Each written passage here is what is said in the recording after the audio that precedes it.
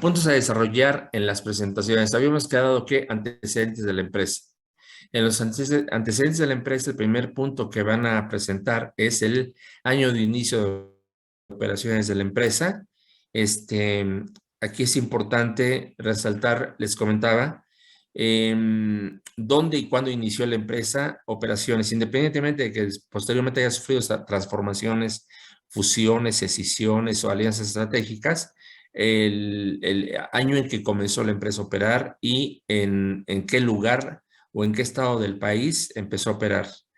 Luego, principales eventos históricos trascendentes ocurridos. Habíamos quedado que aquí es, en caso de que la empresa haya sufrido algunas transformaciones, es decir, algo que haya cambiado la situación original o las condiciones originales del negocio o de la empresa. Por ejemplo, podría presentarse algunas fusiones, escisiones o alianzas estratégicas, ¿de acuerdo? Entendiendo como una alianza estratégica aquella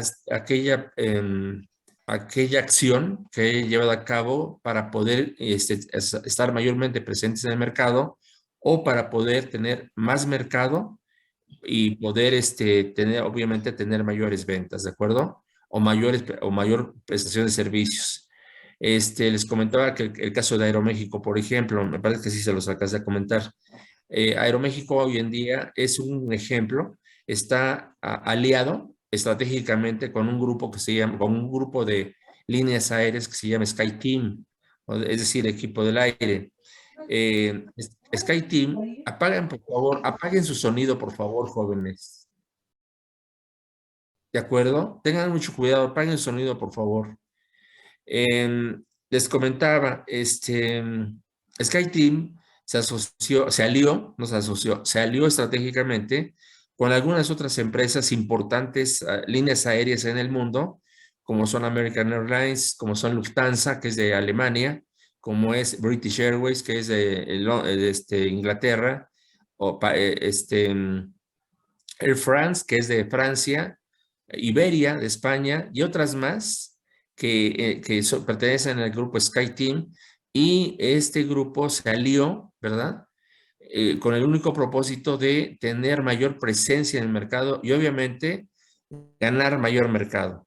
Es decir, para que todos los viajeros o la gente que que se transporte a un destino, por ejemplo, en donde Aeroméxico, estoy hablando de un pasajero mexicano o de origen de destino, no necesariamente que sea mexicano, de origen de destino en México, pero con destino a una ruta en donde Aeroméxico no tenga vuelos o no cubra ese vuelo actualmente, eh, lo puede hacer llegar a su destino a través de sus empresas aliadas, en donde la empresa aliada sí vuele, entonces Aeroméxico lo transporta a donde lo puede conectar con donde está la empresa aliada, y esa empresa aliada puede transportarlo a su destino final. Por ejemplo, si una persona va de la Ciudad de México a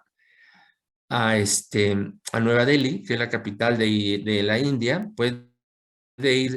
lo puede hacer llegar a ese destino a través de una alianza con una empresa que donde lo pueda pueda hacerla llegar directamente, no directamente, como destino final, justamente a Nueva Delhi. Por ejemplo, Aeroméxico no vuela a Nueva Delhi, pero vuela a París, vuela a Madrid. Entonces, si donde le quede mayor cerca, la ciudad que le queda mayor cerca a Nueva Delhi, lo transporta. Por ejemplo, si es el caso, podría ser o París o Madrid, y de ahí Air France o Iberia lo pueden llevar a su destino final, porque estas aerolíneas sí tienen como destino final Nueva Delhi. Entonces, a través de estas conexiones, puede uno llegar a Nueva Delhi sin necesidad de comprar el tramo México-París, por ejemplo, o México-Madrid, y después comprar el tramo Madrid-Nueva Delhi o París-Nueva Delhi. Aquí puede hacerlo llegar, puede comprar desde aquí, desde México, su boleto con su destino directo con esas conexiones. De esa manera, las aerolíneas, ¿qué es lo que están haciendo? pues están prestando el servicio completo a estos viajeros que tienen como destino final Nueva Delhi, y de esta forma todo se lleva a cabo por el mismo grupo SkyTeam, toda la transportación. Y así operan otras empresas aerolíneas en el mundo, también en Asia, por ejemplo, en Europa Central, en otros lugares o latitudes del mundo, para poder cumplir, para poder cubrir esa ruta completa, y de esta forma no permitir a otras aerolíneas la transportación de sus pasajeros donde ellas mismas lo pueden llevar. Este es el objetivo de una alianza estratégica: ganar mercado y poder prestarle sobre todo al consumidor un servicio completo, ¿de acuerdo? Entonces, es muy importante, hay muchas empresas que se han aliado de manera estratégica. Ahorita recuerdo, por ejemplo, Herdes. Herdes es una empresa que tiene alianzas estratégicas con otras empresas justamente para poder promover productos, alimentos, es lo que vende Herdes, alimentos en el mercado tanto nacional como de exportación, ¿de acuerdo? Es muy importante que en sus presentaciones sí verifiquen que haya sido una alianza, no una fusión o no una compra de empresas. Por ejemplo, Bimbo tiene como estrategia comprar empresas. Bimbo normalmente no tiene alianzas estratégicas. Lo que hace Bimbo es cuando llega a un nuevo mercado o quiere introducirse en un nuevo mercado, lo que hace es comprar empresas. Ajá. Y a través de esto también, pues va ganando mercado, porque Aeroméxico aplica este principio muy mexicano que dice: si no puedes con el enemigo, únete a él. Y lo que hace es Bimbo no es unirse, sino prácticamente hacer lo suyo, comprarlo, y de esta forma quita la piedrita en el camino, y de esa forma allana más los caminos para poder llegar a los mercados que pretende atender. Esto también le ha traído, no sé si alguien de ustedes seleccionó Bimbo, le ha traído muchos problemas a Bimbo. El problema es en el sentido de endeudamiento. Cada vez que Bimbo compra alguna empresa en el extranjero, normalmente adquiere financiamiento, emite en las bolsas de valores del lugar donde está la empresa, emite deuda, y con esa deuda que emite en esas bolsas es como compra la empresa, o a través de créditos bancarios. Y esto en la estructura financiera de Bimbo, pues le ha afectado porque ha incrementado mucho su pasivo, dado ese tipo de adquisiciones que ha tenido. Bueno, pero pues es finalmente su estrategia, ¿no? Y le ha funcionado muy bien. Muy bien. Luego, ¿alguna duda sobre antecedentes de la empresa? Los tres subpuntos que tenemos aquí. El Consejo de Administración, algo importante. En el Consejo de Administración, lo que tienen que hacer es presentarme, cuando mucho, los 5 participantes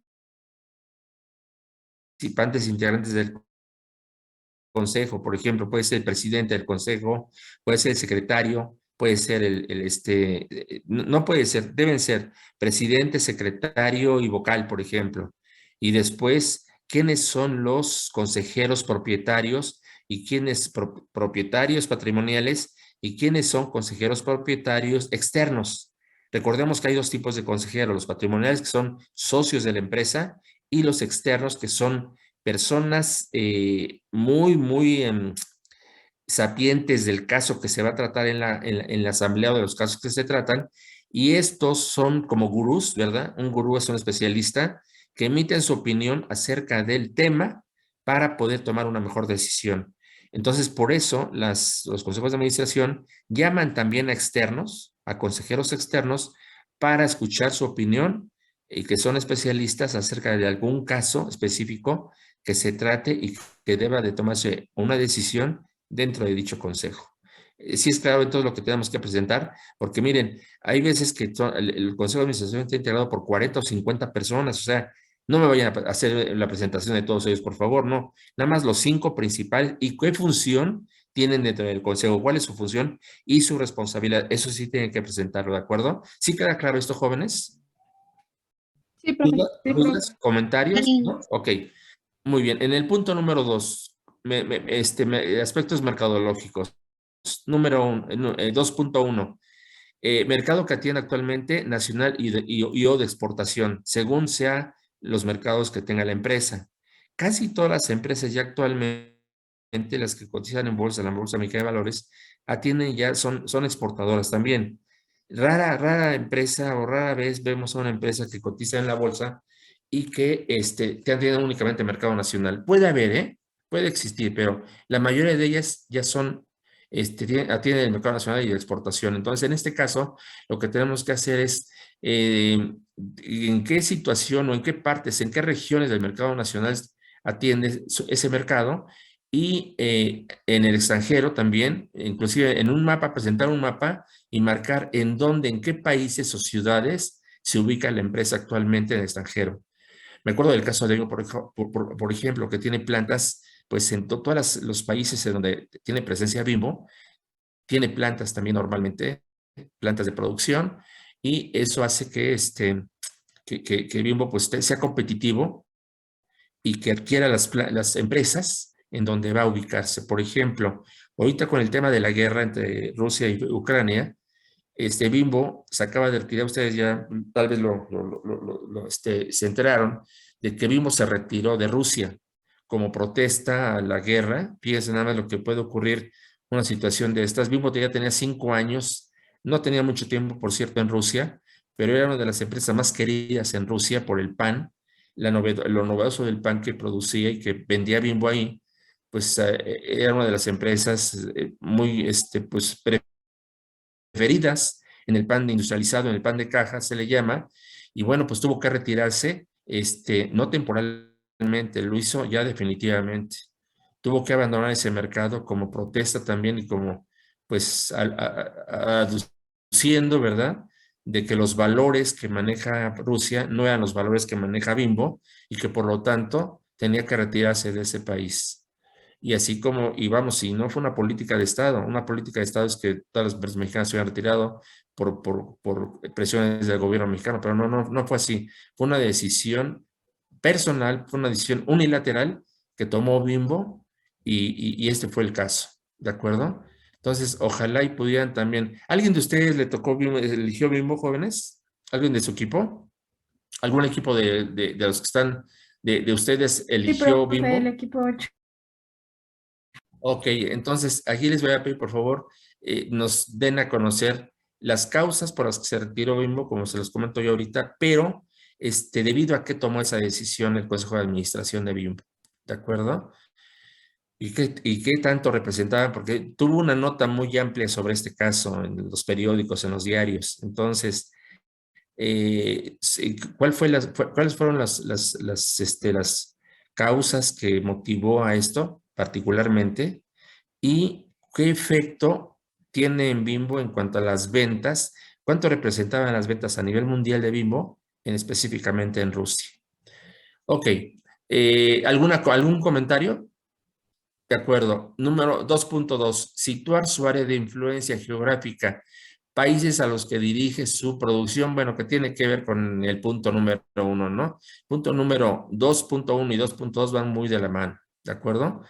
El 3, lugar que ocupa con relación a sus principales competidores. Aquí sí es bien importante esto. Ya sea que sea mercado nacional y o de exportación o ambos, aquí es importante rankear, poner a la empresa en perspectiva para ver qué lugar del mercado o qué lugar del mercado que atiende ocupa actualmente la empresa. ¿De acuerdo? Si es primer, segundo, tercer lugar, cómo está rankeada la empresa a nivel nacional y a nivel internacional. Por ejemplo, si me dicen Bimbo, pues Bimbo es el número 1 a nivel global. Creo que anda compitiendo ahí con una otra empresa norteamericana, pero es el número 1 a nivel global, es Bimbo, y obviamente a nivel nacional. 3, análisis financiero. Ojo, aquí quiero un análisis comparativo entre 20 y 21. Ya todas las empresas reportaron a la Bolsa Mexicana de Valores sus resultados al cierre de 2021. Eso es muy importante, jóvenes. El análisis que hagan tiene que ser anual.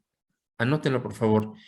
Porque luego ustedes saben que las empresas reportan a la bolsa su información de manera trimestral.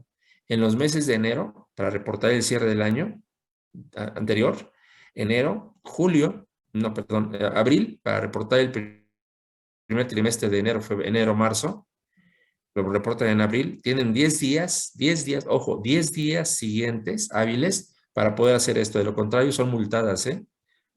Por eso es muy importante que las empresas reporten puntualmente su información. Entonces lo hacen en enero, en abril, en julio, en octubre y en enero nuevamente. O sea, los primeros 10 días de cada trimestre tienen para poder reportar su información. Por lo tanto, si ya vemos ahorita 21, ya debe de estar la información en la bolsa, la información al cierre del 21. Aquí yo les recomiendo, vean, hay dos tipos de informes. Un informe que emite el director y un informe que emite el auditor. En todos los reportes anuales de las empresas que cotizan en bolsa, hay dos tipos de informes. En el informe del auditor, lo que aparece son cómo les fue en el año anterior, así como una reflexión de lo que se hizo en el año anterior y cómo van a mejorar, qué planes tienen para el año siguiente. Es un informe estratégico. Ujú. Lo que hace el director es emitir un informe estratégico acerca de la empresa, de acuerdo con resultados observados, qué se hizo bien, qué se hizo mal y qué piensan hacer para el siguiente año, inclusive si pretenden abarcar nuevos mercados. ¿De acuerdo? En el informe del auditor, a diferencia del director, en el informe del auditor lo que informa es la situación de la empresa y entre ello, lo más importante, es cómo le fue en la parte de derivados. Hay una nota, normalmente emiten una nota adicional sobre cómo le fue en la parte de derivados a la empresa.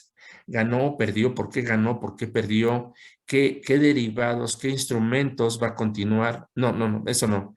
¿Qué instrumentos dejó? Porque lo que hace el auditor es informar sobre la parte histórica, nada sobre lo que va a hacer, porque eso es tema del director. ¿Qué fue lo que hizo la empresa? ¿Qué contratos, cómo quedó en los contratos que tiene actualmente de coberturas al cierre del periodo que está informando? Y si hubo contratos que él eliminó o hay contratos que siguen vigentes. Eso es lo que van a ver en el informe del auditor, además de toda la parte financiera, ¿no? Además de toda la parte financiera que tiene que informar, pero en este caso el enfoque que vamos a hacer, el análisis que vamos a hacer específicamente sobre la parte de derivados, ¿de acuerdo? Les comentaba que es un comparativo entre, por ejemplo, el índice de liquidez inmediata. Aquí van a reportar tres índices, por favor. ¿Sí me escuchan? Anótenlos, por favor. En la parte de liquidez inmediata van a reportar, por favor, lo que es la relación de disponible contra pasivos de corto plazo. Repito, disponible contra pasivos de corto plazo. 2, prueba del ácido, que es todo el activo menos los inventarios entre los pasivos de corto plazo. Y 3, la liquidez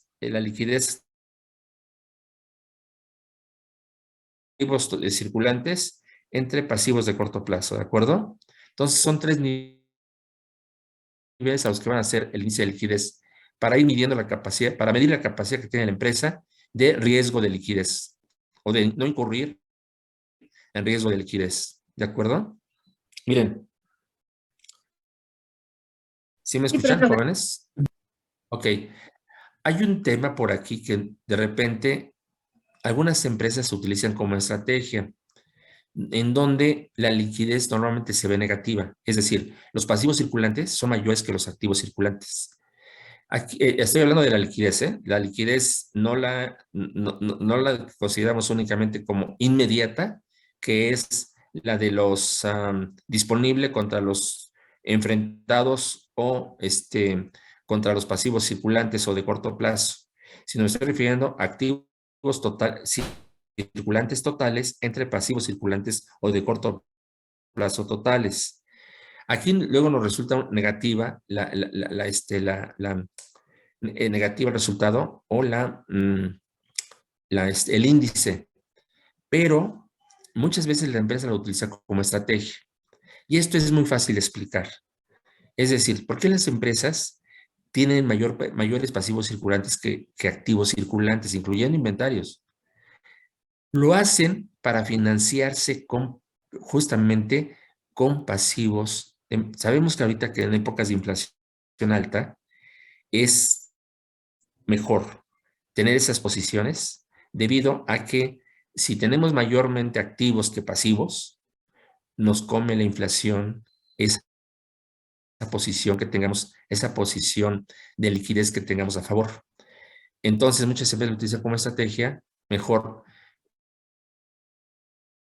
financiame tú, yo tengo una posición aparentemente negativa, digo, no aparentemente, realmente negativa, pero porque yo le estoy promoviendo para que en términos de cuando yo vea mi posición monetaria, no reporte una pérdida monetaria, o una pérdida por posición monetaria, sino más bien esa pérdida por posición monetaria te la traspaso, ese efecto te lo paso a ti, este proveedor, o te lo paso a ti, acreedor.